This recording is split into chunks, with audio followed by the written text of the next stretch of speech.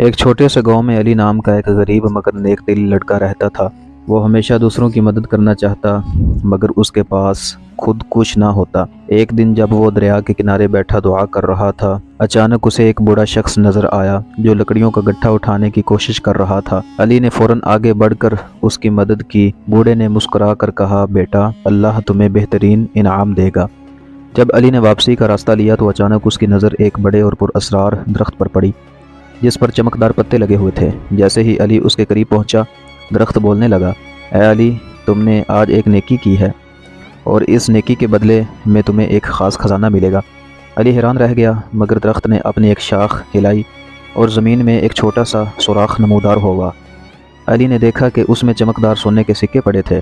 درخت نے کہا، یہ وہ خزانہ ہے جو تمہاری نیکی کے بدلے میں دیا گیا ہے، مگر یاد رکھو، اگر تم لالچ نہ کرو اور نیکی کرتے رہو تو یہ خزانہ بڑھتا رہے گا، لیکن اگر تم نے خود غرضی کی تو سب کچھ غائب ہو جائے گا۔ علی خوشی خوشی اپنے گھر پہنچا اور ان سکوں سے اپنی ماں کے لیے کھانے پینے کی چیزیں خریدی۔ اگلے دن اس نے دوبارہ کسی ضرورت مند کی مدد کی اور جب وہ درخت کے پاس گیا تو مزید سکے موجود تھے۔ یہ دیکھ کر علی سمجھ گیا کہ نیکی واقعہ ہی خزانے کی چابی ہے۔ مگر کچھ دن بعد علی کے ایک لالچی دوست نے یہ راز جان لیا۔ اس نے علی کو کہا، اگر یہ درخت نیکی کے بدلے میں خزانہ دیتا ہے تو کیوں نہ ہم جھوٹ موٹ نیکیاں کر کے زیادہ خزانہ حاصل کریں۔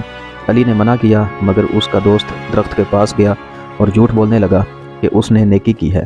درخت خاموش رہا اور جیسے ہی وہ شخص سکے لینے کے لیے ہاتھ بڑھانے لگا، سب سکے غائب ہو گئے اور درخت کی آواز آئی، نیکی دل سے ہوتی ہے، دھوکہ بازی سے نہیں۔ علی نے سیکھ لیا کہ اصل خزانہ دولت نہیں بلکہ نیکی ہے۔ جو اللہ کی رضا کے لیے کی جائے وہ زندگی بھر نیکیاں کرتا رہا اور گاؤں میں سب اس کی عزت کرنے لگے۔